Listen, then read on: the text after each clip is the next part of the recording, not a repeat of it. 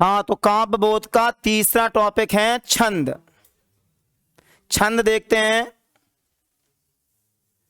काव्य बोध में 5 सब टॉपिक होते हैं: रस, छंद, अलंकार, शब्द शक्ति, शब्द गुण और काव्य भेद।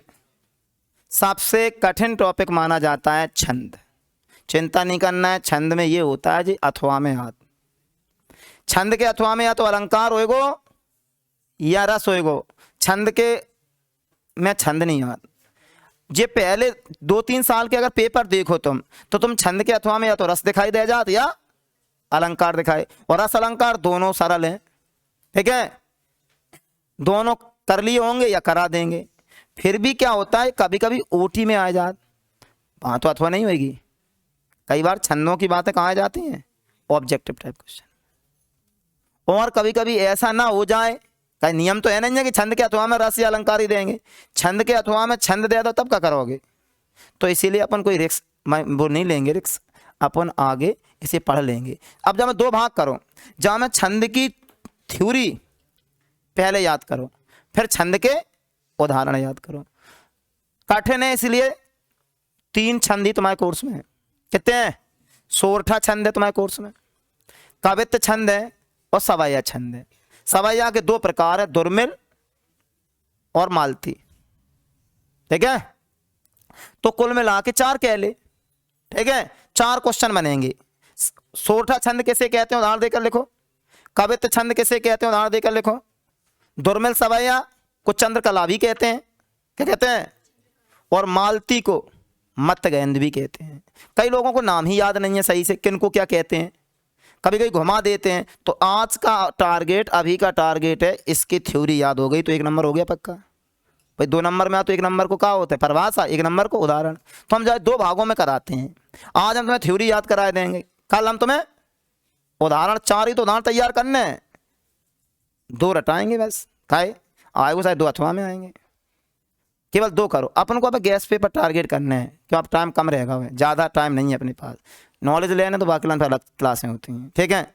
अब इधर देखो, तो हमने कहा छंद है क्या, ठीक है। छंद को अर्थ का है, इनकी क्या परिभाषा होती है, ठीक है। तो जब 4 शब्द हैं, 4 शब्द देखियो। छंद को हैंडल करना है तो 4 शब्द देखो। वर्ण देखना, हमारे इधर देखो, वर्ण, वर्ण माने अक्षर। मात्रा क्या, कहाँ से लेके छत्रज्ञ तक वर्ण होते हैं। मात्राएं होती हैं आ से लेके अहाँ तक। वर्ण मात्राएं, यति जहां सांस लेते हैं, अपन पढ़ते नहीं, हे प्रभु आनंद दाता, यति है, क्या है, जहां सांस ले। चरण, 4 चरण होते हैं। छंद कोई भी हो, चरण कितने होंगे, छंद में कितने चरण होते हैं, ओटी ऐसे कहते। कितने शब्द आए, 4। वर्ण, मात्रा, पद, यति के नियम के अनुकूल जो रचना लिखी जाए उस रचना को छंद कहते हैं। हम कोई रचना लिख रहे हैं, हम कोई कविता लिख रहे हैं, क्या लिख रहे हैं, और कविता में इन 4 शब्दों का ध्यान रखा जाता है, कविता तब अच्छी मानी जाती है। वर्ण, मात्रा, यति, पद के नियम के अनुकूल जो रचना लिखी जाएगी उसे क्या कहते हैं, छंद। देखो ये परिभाषा लिखी है, वर्ण, मात्रा, पद और यति है, क्या है, यत नहीं है, क्या है, यति। यति क्या होता है, समय कम है, बहुत तेजी से काम कर रहे हैं, तो बहुत तेजी से टाइप आइप होता है, तो कुछ शब्द इधर उधर हो जाएं, तो इस बात को थोड़ा ध्यान रखें। जब भाई पढ़ाते समय तो हम बता ही देंगे। तो यति लिखी है, वर्ण कोमा मात्रा कोमा पद और यति आदि के नियम के अनुकूल जो रचना लिखी जाती है उस रचना को अपन क्या कहते हैं, छंद कहते हैं। क्या कहते हैं, परिभाषा हो गई। कभी कभी ऐसे परिभाषा लिख के आ जाएगी, वर्ण, मात्रा, पद, यदि के नियम के अनुसार जो रचना लिखी जाती है उसे क्या कहते हैं, छंद कहते हैं। छंद 2 प्रकार के होते हैं, मात्रिक छंद, बाणिक छंद। अब मात्रिक छंद जो होते हैं वो मात्राओं पर आधारित होते हैं, जिनमें मात्राओं की गिनती की जाए, वर्णों पर ध्यान ना दिया जाए, उन्हें मात्रिक छंद कहते हैं। और बाणिक छंद वे होते हैं जहां वर्णों की गिनती की जाए, मात्राओं पर ध्यान ना दिया जाए। एक बार क्वेश्चन आया था, मात्रिक छंद और बाणिक छंद में अंतर लिखो, तो हम लिख सकते हैं, वह छंद जिसमें मात्राओं की गिनती की जाए, वर्णों पर ध्यान ना दिया जाए, वर्णों की गिनती की जाए, मात्राओं पर ध्यान ना दिया जाए।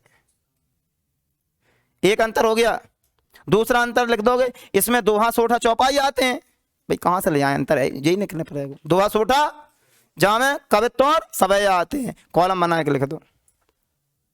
क्लियर है? तो परिभाषा भी हो गई और अंतर भी हो गया। अब बात आती है आगे, अपने कोर्स में हमने बताए थे इसमें 3 होते हैं, दोहा सोठा चौपाई। अपने कोर्स में सोठा है लेकिन दोहा चौपाई बेसिक में हो जाता है। क्या हो जाता है? कभी कभी बेसिक चीजें आ सकती हैं, तो अपन भलाई कोर्स में नहीं है, दोहा चौपाई हम तैयार करा देंगे।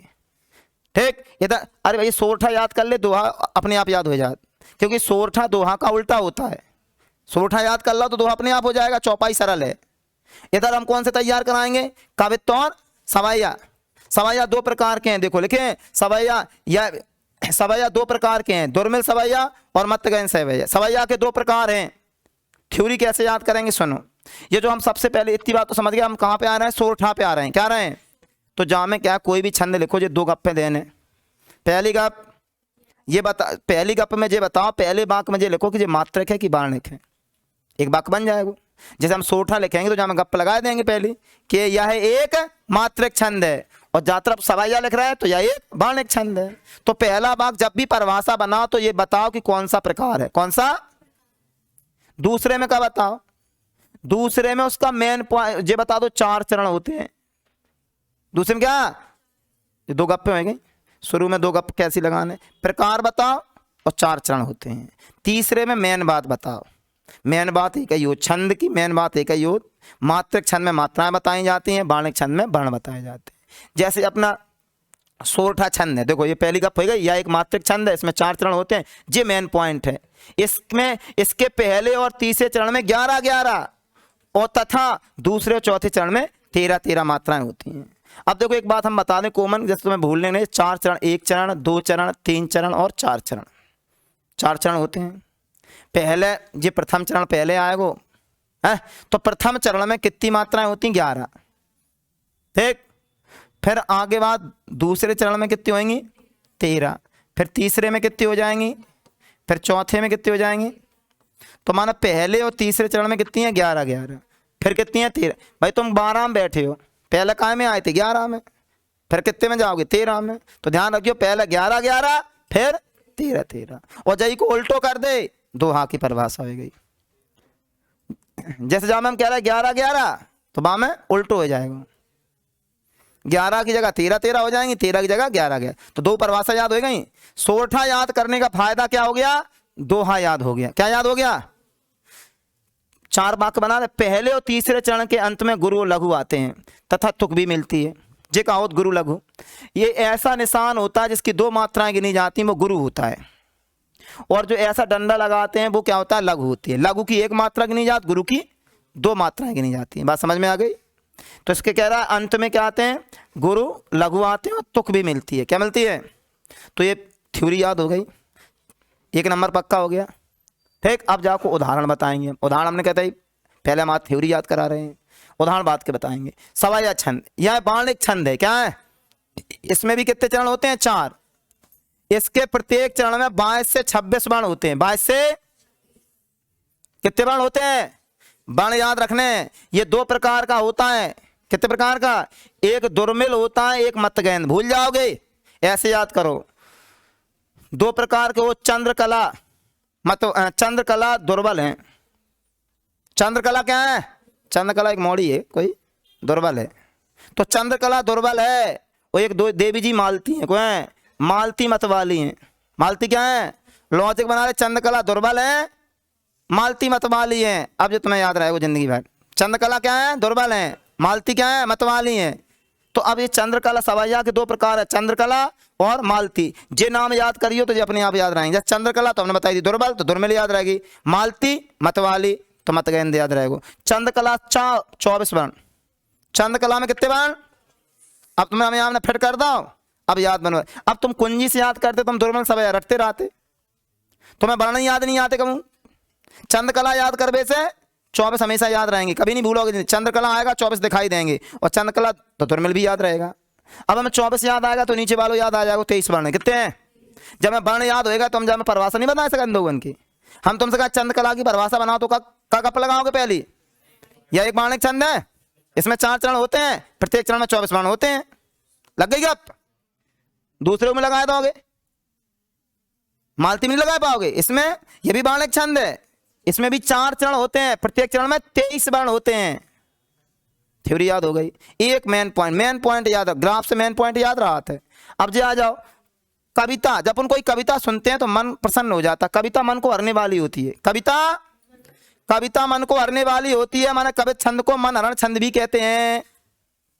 ऊटी में पूछ सका कवित छंद को क्या कहते हैं? मन हरण छंद। इसमें 31 वर्ण होते हैं। कितने होते हैं? और 16 पंधा पर यति होती है। 16 पंधा पर क्या होती है? तो तुम देखा छंद का पूरा ग्राफ हो गया, पूरे 1 नंबर पक्को। इतना याद कर लिया तो 1 नंबर।